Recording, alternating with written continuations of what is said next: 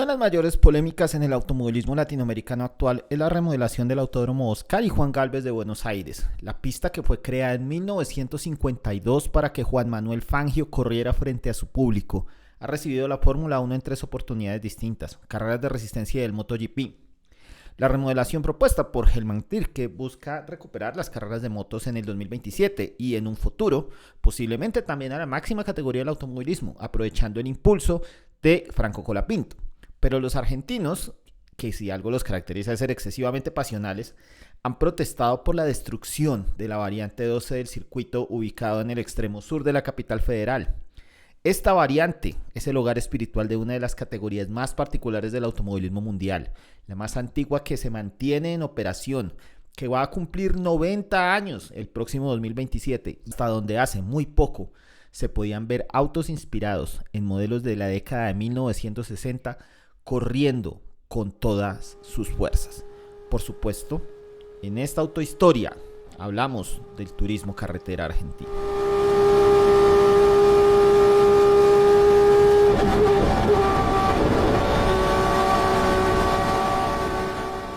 Cuesta ver a quienes vemos la situación actual de la Argentina que hace un siglo este mismo país era una potencia económica del calibre actual de una Canadá o Australia. En esos tiempos, el cuero, la carne y el trigo argentinos eran vendidos por todo el mundo. Había una extensa clase terrateniente, además de un gran número de trabajadores tecnificados, tanto originarios como inmigrantes, que no solamente se quedaban en el puerto de Buenos Aires o llegaban a Rosario o Córdoba, sino que se extendían por muchos pueblos y pequeñas ciudades en el interior de las provincias. Mientras los porteños y rosarinos volcaban su pasión al fútbol o al tango, la provincia de Buenos Aires se dedicaba a competir con autos que ya se ensamblaban incluso en los mismos territorios del Plata. Ford y General Motors se habían instalado con plantas de ensamblaje en el Gran Buenos Aires y de hecho la posición argentina en el mercado mundial era tan fuerte que para 1930 había más autos per cápita matriculados en Argentina que en el Reino Unido o en Francia. Esta guerra tradicional entre los dos gigantes de Detroit llegó a la Argentina y por supuesto también a la pasión del automovilismo, que desde 1910 ya empezaba a notarse con carreras de velocidad entre ciudades y pueblos, siendo la primera entre las ciudades de Buenos Aires y Córdoba, celebrando el centenario del país. La pasión automovilística ya estaba desatada, lo que hizo que en 1937 las autoridades deportivas del Automóvil Club Argentino crearan las primeras normativas oficiales para un campeonato de velocidad de este país. Las dos características decididas fueron, primero, que las carreras debían tener más de 1000 kilómetros de distancia a una velocidad promedio superior a los 120 kilómetros por hora, aunque estuvieran repartidas por etapas. Y la segunda, que los automóviles que compitieran allí debían ser cupés cerrados con motores estándar. Esto sacaba de competencia a los vehículos desarrollados netamente para correr y le dio el carácter de autos de turismo a los que estaban en estas competencias, en las que siempre viajaban un piloto y un acompañante, que a su vez hacía las funciones de navegante y de vigilante mecánico. Estas pruebas eran extremadamente difíciles tanto para los pilotos como para los autos, pues en esos tiempos las carreteras estaban en su gran mayoría sin pavimentar, muchas veces convertidas en trochas o pantanos, y con los desarrollos muy precarios de tecnología y seguridad pues, que tenía esa época. 1940 se compitió el primer Gran Premio de la América del Sur entre Buenos Aires y Lima. Y para 1942 se planeó una competencia que sería la segunda versión del Gran Premio de la América del Sur entre Caracas y Buenos Aires, atravesando todos los Andes, que no se pudo hacer por la Segunda Guerra Mundial. Finalmente, cuando se desarrolló en 1948 esta carrera, se hizo en sentido contrario, es decir, iniciando en Buenos Aires y terminando en Caracas. Y se añadió una competencia de regreso que venía desde Lima hasta Capital Federal. Esa experiencia no se repitió por múltiples situaciones, entre ellas un fuerte accidente del campeón de 1940 y 41, Juan Manuel Fangio, en el cual en una carretera peruana provocó una volcadura por la cual su acompañante falleció. Y aún así, también las dificultades económicas y técnicas de carreras que completaban entre las dos pruebas más de 15.000 kilómetros de recorrido. En esta época, pues, los grandes rivales de Fangio, el Chueco Balcarce, eran los hermanos Oscar y Juan Gálvez. Cuando Fangio viaja a Europa para participar en la Fórmula 1 en 1949, los hermanos Gálvez se apoderaron de el dominio del turismo de carretera y consiguieron 11 títulos de la categoría entre 1950 y 1961. A pesar de los avances industriales, los equipos pues se mantenían cómodos corriendo con cupés de los años 30 hasta que el desarrollo vino desde afuera con otro piloto que también había tenido algo de éxito unas décadas atrás y que había entrado a la historia por ser el primero que le dio una victoria a Ferrari en la Fórmula 1. Hablamos por supuesto de José Froilán González, el Toro de las Pampas, quien además de ser conductor era mecánico como todos estos grandes pilotos de esa época y que preparó en su taller un automóvil compacto basado en el Chevrolet Nova vendido en Estados Unidos que en Argentina se llamaba Chevitú y que lo conducía Jorge Cupeiro. La presentación de este vehículo causó una fuerte polémica entre los aficionados que querían seguir viendo a las coupés gigantescas de los años 30. Incluso a Cupeiro le pegaron botellazos a su auto.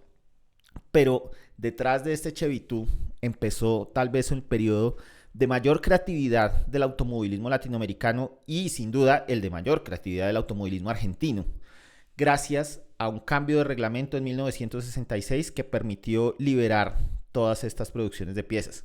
Así, al mismo tiempo que corrían gigantescas coupés Ford V8 o Chevrolet Master de los años 30 y 40, también se desarrollaron vehículos como un chasis de Ford Falcon o de una Ford F100 camioneta, o incluso prototipos desarrollados sobre medida para meter los motores de uno de los automóviles más vendidos de la época, el Torino, hecho por la industria Kaiser y que era a su vez una versión desarrollada para el mercado argentino del Rambler American de American Motors. Estos mismos prototipos también competían contra otras cosas, como por ejemplo un chasis de un Chevrolet de los años 20 con una carrocería diseñada sobre medida.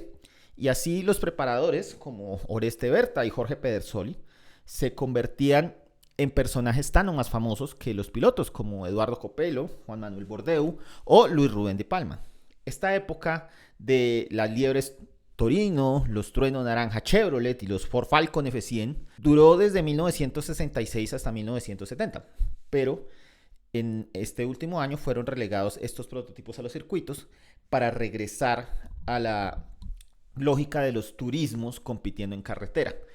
Y en este momento se decidieron 4 vehículos principales, que eran el Ford Falcon, el Chevrolet Chevy, una versión reeditada del coupé Chevrolet Nova, Dodge, que entró con 2 modelos, el sedán Polara y el coupé basado en el Charger GTX, y el IKA, en ese momento ya hecho por Renault, Torino. A pesar de este intento de mantener la tradición, las exigencias de seguridad y de acceso de la categoría, que ya empezaba a ganar transmisiones por radio y televisión, eran cada vez más drásticas y muy difíciles de cumplir.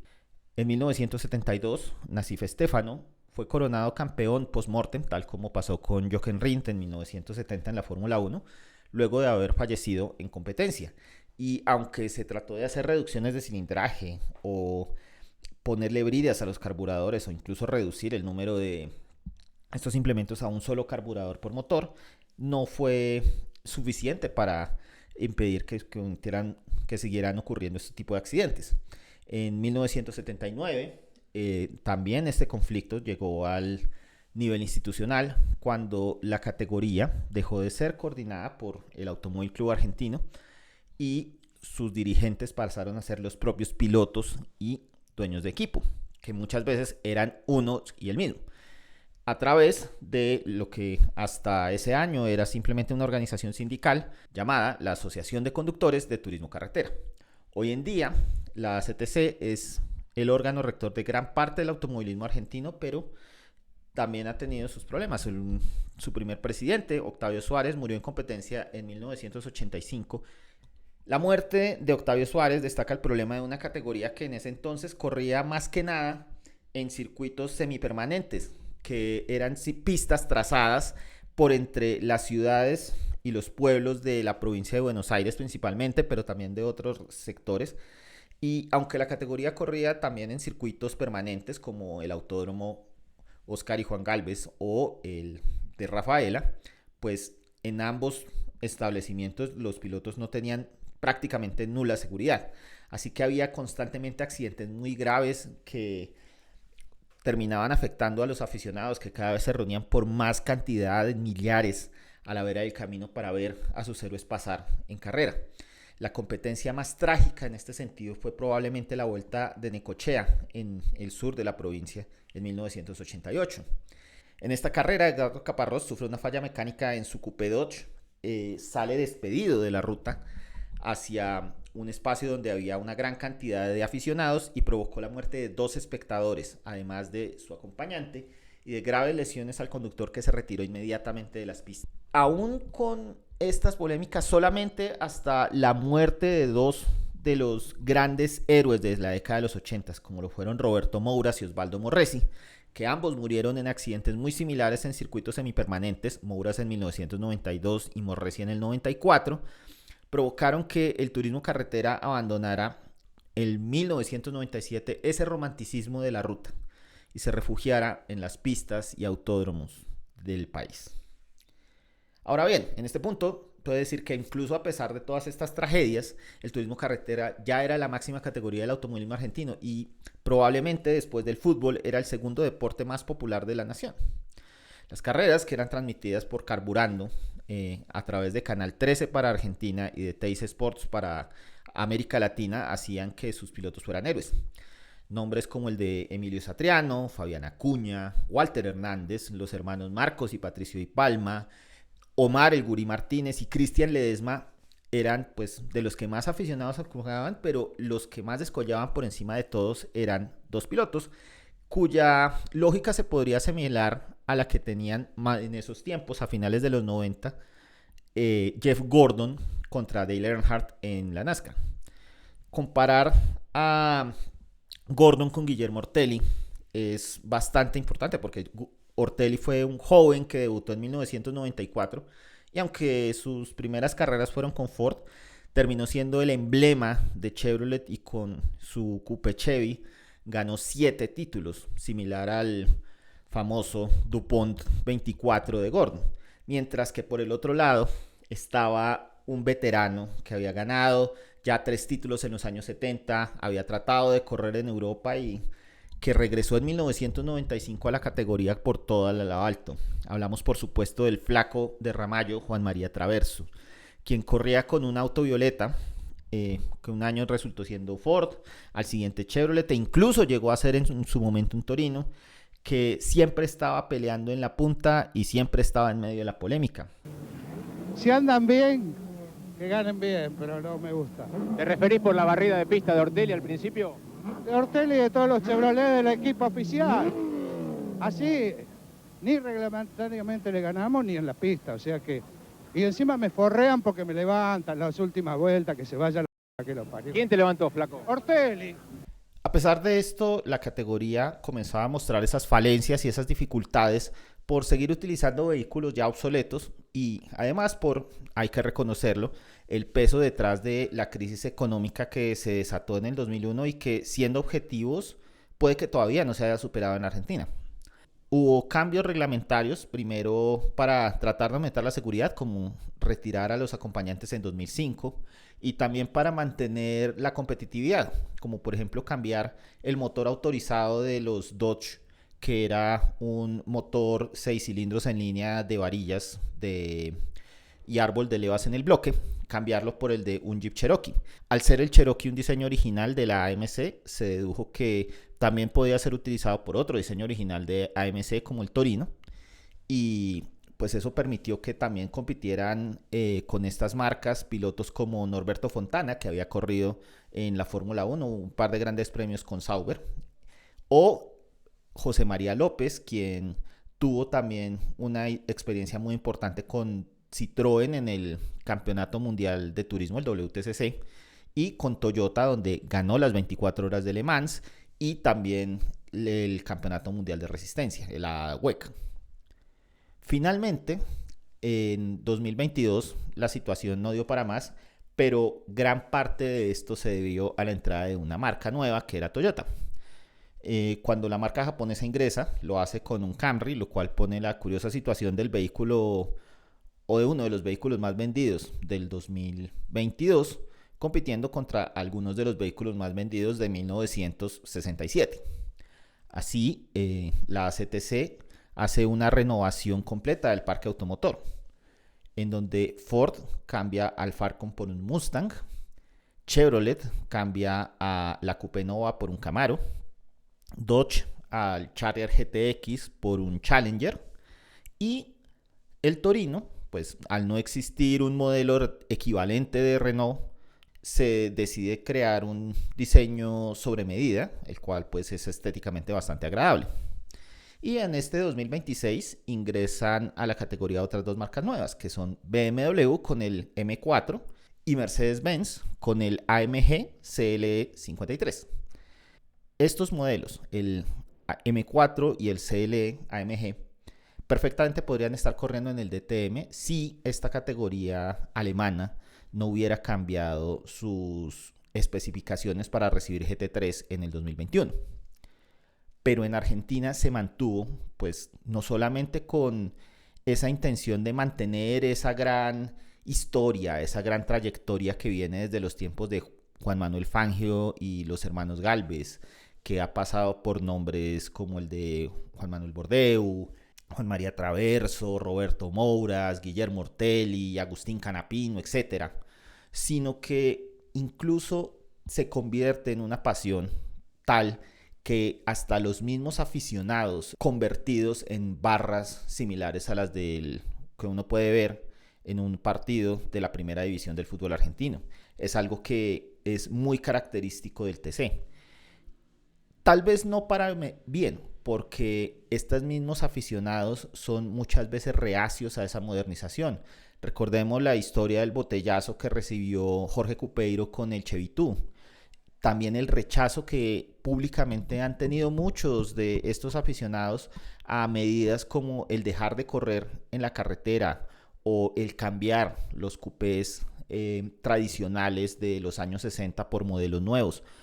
Pero aún así sigue avanzando, y aun cuando tal vez no sea la categoría tan fuerte a nivel internacional como lo era en los años 90, sigue teniendo una gran afluencia de público. La ACTC incluso ha creado competencias paralelas, no solamente de desarrollo, sino también una competencia de pickups, siendo las camionetas de Platón los vehículos más vendidos en Argentina. Pues van a ser 90 años, desde 1937 que empezó el Campeonato Argentino de Velocidad, se ha convertido en una pasión, y hay casos como el de la familia Risati, que es bastante diciente de cómo se vive esa pasión en Argentina. Ricardo Risati fue campeón en 1938 y compitió con un coupé Ford hasta 1951, cuando falleció en medio de una prueba en cercanías de Termas de Río Hondo en Santiago del Estero. Su hijo, Jorge Ricardo Risati, siguió corriendo hasta 1961, cuando un accidente grave en medio de una prueba de montaña lo obligó a retirarse.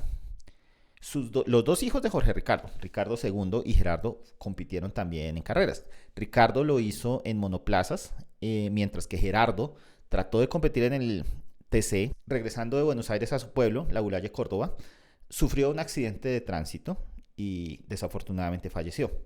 El hijo de Ricardo II, Ricardo III, compitió en Europa en el campeonato de la Fórmula 3 española de 2006, que se lo ganó a pilotos de la talla de Nicolás Prost o Gustavo Yacamán.